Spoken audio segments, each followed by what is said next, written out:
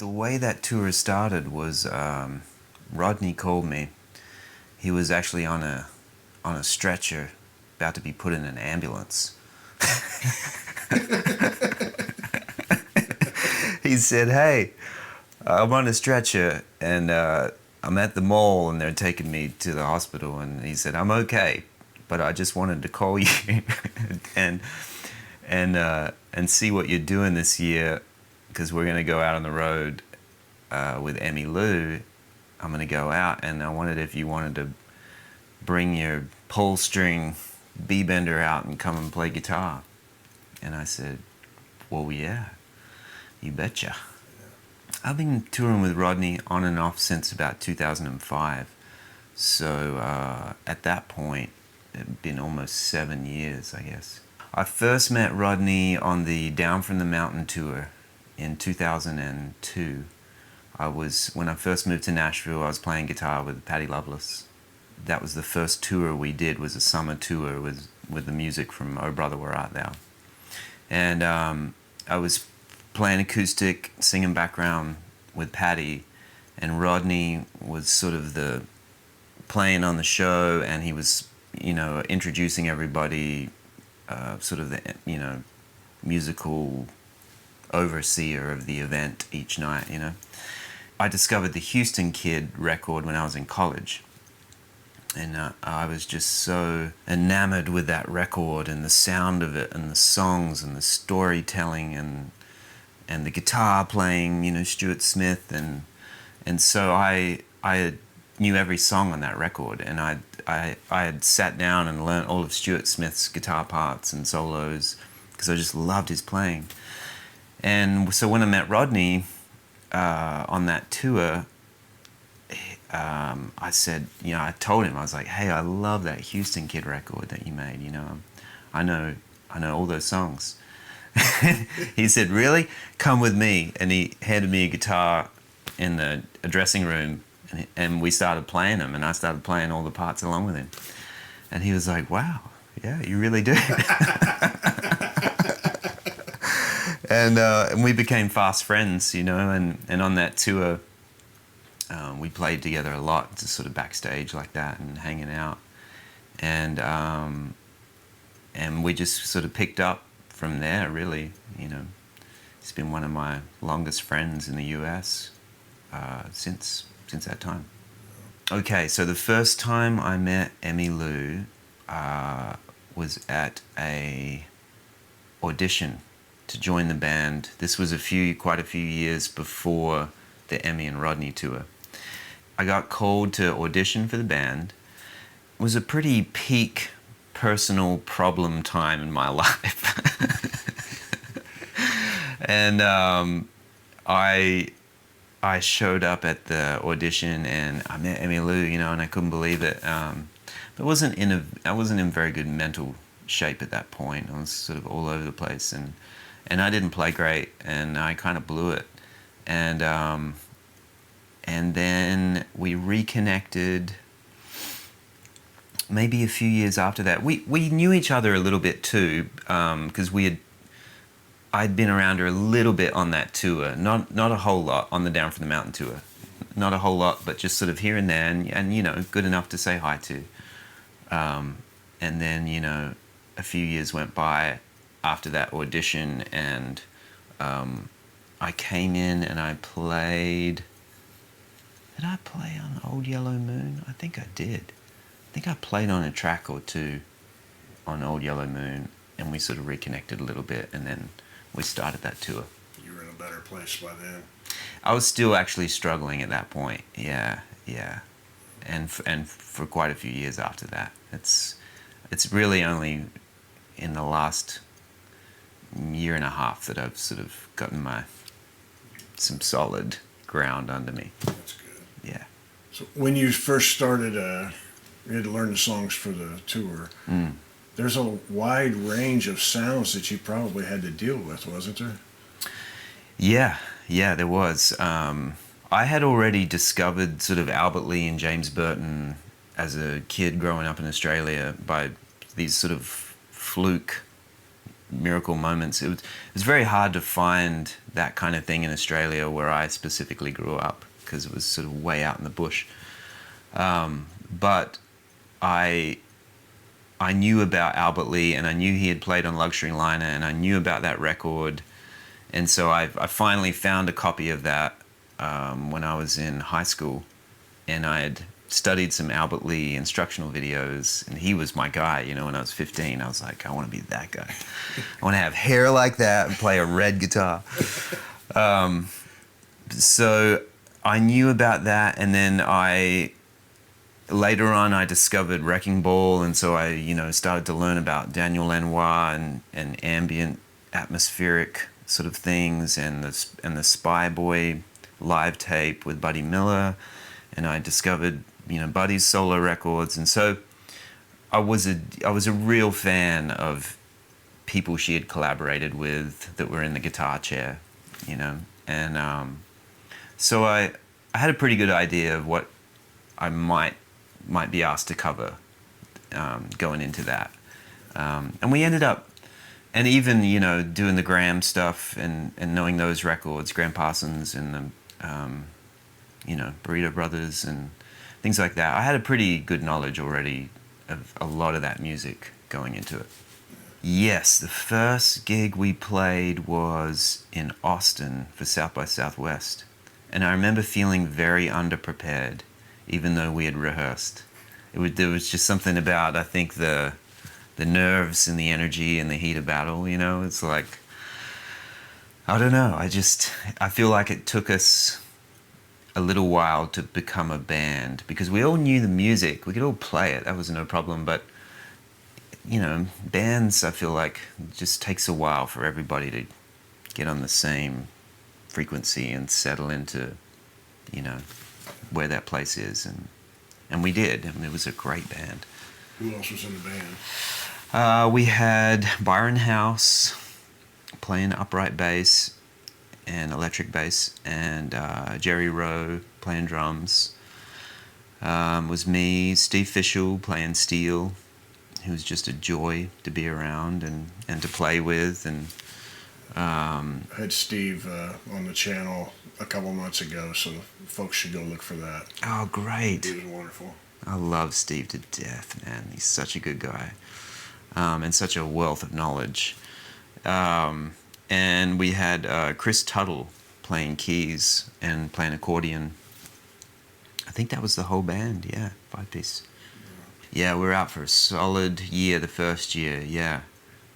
We played a lot in the US. We were playing shows with Richard Thompson, so it was a co-bill thing. So Richard would do like a acoustic thing, and then he would do a thing with his trio, and then we would play and we would switch out, I think, nights, who was opening and whatever, which was really cool too, because I was a massive Richard Thompson fan, and I was like, sitting side of stage watching him every night, and then he would get up and sit in with us and play Ain't Living Long Like This, and we would get to trade solos, and it was really fun. So we did a solid year, and then we really had a sound, I feel like, by the end of that, and I think Rodney and Emmy felt the same way. And so when we went to make the next record, or another Rodney and Emmy record, it was the touring band became the band in the studio, and we went and we made the second record. We did that at Sound Emporium A, yeah, with Joe Henry came in and produced the record, and Justin Niebank engineered, and Bill Payne came in and played some keys on it, which was really cool. Yeah, it was fun. Because I grew up so far away from all of this, and way out in the country, and I would daydream this kind of stuff when I was a kid, it's hilarious. I would write stories when I was in primary school, 3rd, 4th, 5th grade, about these kinds of things that have happened to me in my life. Like, my wife was like, you've got to show Vince Gill that story you wrote about getting on stage with him when you were 12 years old and going to Nashville and like playing and jamming with him. And she's like, you can't make that stuff up. It's crazy. What's come to fruition from just sort of these childhood daydreams. I've been, there were times where I'd forget to play or just be so lost in the sound of their voices that I'd just be startled or something, Well, one of the amazing things that I found that on show days, and I'm probably embellishing the story a bit, but I'm a writer, so I'm allowed to. I swear, any hotel we were staying in on a show day, no matter what floor I was on, I could hear Emmy warming up her voice. I mean, it was the loudest, most amazing, 45 minutes to an hour thing. She's so professional, like show day, I feel like she just lives for the gig, and she's so always shows up ready, excited, wants to play, is excited to play, can't wait to play certain songs in the set, just a very like tangible love for music and performing. Just infectious to be around. But I would always hear her wailing, man, like from another floor away, and warming up her voice. And Steve Fischel said the exact same thing. Did he? Yeah. It's awesome. Yeah, it's amazing. I mean, does she have some volume in her voice? Oh, it's incredible. Yeah, to me. I mean, because I felt like I would be rooms away, and I would hear her coming down the hallway, and it's incredible. And on stage too, like I remember some nights, if the band was sort of on fire and everybody's maybe a little bit louder than what they normally are, just with the excitement of the gig, she would be off microphone and I would be playing something, a solo or something, and she would start singing along, and it would like startle me because she wasn't even coming through the PA and she was so loud, like 5 feet away from me, 10 feet away from me, I don't know.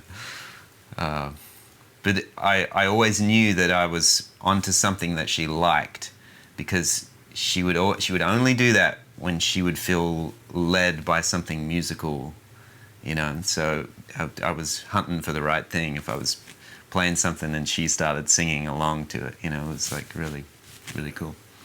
Did you ever play with that tour anywhere close to where you came from? The closest we came was Melbourne. We played in Melbourne because we did an Australian tour the second year, which was a crazy tour because it started in Perth. And, Perth is like, it's a long way to get to Australia anyway. And then to get to Perth in Australia is like, it's so far away. And we were all so jet lagged. But we flew into Brisbane. Half of us missed our connection in Brisbane, so half of us went on to Perth. The other half went on half a day late. We all got there and we were all just sort of sideways and, upside down. And then the tour started there. And then, the closest we came to where I grew up was Melbourne. And then we played Sydney and up the East Coast as well. I hadn't played any of those venues, no. But I did tour Australia a lot when I was in high school, when I quit high school and went on the road. These fly dates, was there a backline for everything? Yep. Was it a crapshoot what you ended up with? Always, yeah. For people that don't understand how that works, maybe you could explain. Yeah, well, when you can't fly with your own personalized equipment, be it amplifiers, which are, quite heavy, and you can't really fly around with that stuff. Plus, there's voltage differences in countries. You have to go and you have to rent an amplifier from somewhere, and you never know what you're going to get. You can give them a specific model, but they're all so different, and when you have equipment at home that you either work on yourself, like I do with a lot of my stuff, or you have somebody really dial it in for you. When you go on the road and you sort of show up with generic stuff, it's, it's like you got to figure out the workarounds to kind of get a good sound and get get a good tone. So I would always just go for deluxe reverbs, Fender deluxe reverbs, because they're even the reissues are. I pretty much know what I'm going to get. But the great thing has always been, anytime we've toured in Europe, or I've toured in Europe even with other people, for some reason the European backline is always vintage, like a vintage AC30, you know, a vintage Vibrolux reverb. And so I've always had amazing luck over there with like a killer amp showing up to plug into, which just makes it a bit more fun. Like know? Christmas. Yeah, yeah. Yeah, especially the Voxes, because those are born over there, and they just, I don't know, they sound so right. Yeah. As I think back now, what happened was, we toured Old Yellow Moon, the first record, and then I stayed on with Emmylou, and we toured with Emmylou solo for a year. We made the second record in the studio, and then we all went back out with Rodney, and we toured that second record. And then the last show we played, actually I have a great memory of this, which is weird for me because I have a terrible memory. With the last show we played was at the Cannery here in Nashville, and it was a really good night, and you know, there was a lot of our friends, local friends and everything at the gig, you know. I remember playing Luxury Liner, and Ricky Skaggs was in the audience, and he stood up and started clapping, and which was another crazy like childhood thing of like, oh my God, Ricky Skaggs stood up after my solo, you know. Yeah, and then so that was kind of the end of it, and I probably stayed on with Rodney after that, and not too long after that, Vince Gill called me to come join his band for a while, which was a nice transition out of that for me. But yeah, I mean, it was definitely, when we were up on stage, I was like, wow, this is, you know, might be the last time I get to play Tulsa Queen, or, you know, last time we get to play San Antonio Rose, or, you know, any of those things. And so it, you know, definitely was very present on that last gig, I feel like, to sort of be like, okay, I'm going to really enjoy this because I might not get to do it again. Yeah, Tulsa Queen I loved because I just love the chordal structure of that song and the places you can go as a soloist on that. It's kind of something that speaks to me. Luxury Liner was always really fun, but always really challenging. And then San Antonio Rose, I played a twin guitar part with Steve that was always really fun, you know, because we'd be looking at each other smiling, and that was, you know, always really fun to work up those kinds of things. Yeah, there's so many great songs in that set list. It was like, you know, that's what it's all about, playing great songs. I feel like what a dream. And that's what always drew me to Rodney, was the quality of the songs is always so high, you know, and such storytelling, and, you know, great music to play, like, and different every night. You know, there's never any, I don't know how these people play in these bands where they have to duplicate the same show every night. I could never do that, and I would never want to do that. You know, to me it's always about the fact you get another chance for a magical moment to happen. You know, and sometimes I fall on my ass all the time when I'm playing, but when the bigger moment happens, all that other stuff is worth it to me. And so when you don't even get a chance to do that, I don't know how people do that. I mean, I would just go work a desk job or something, you know, because it'd be the same thing. But that's somebody else's trip. I've been fortunate enough to be in musical situations where that is what the artist wants. You know, they don't want the same thing. They want your instincts and your musicality, I guess. So Rodney is completely on board with that. Oh yeah, 100%. Yeah.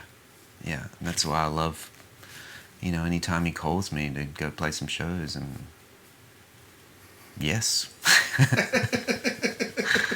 That sounds fun. I'll go do that. It's always been fun,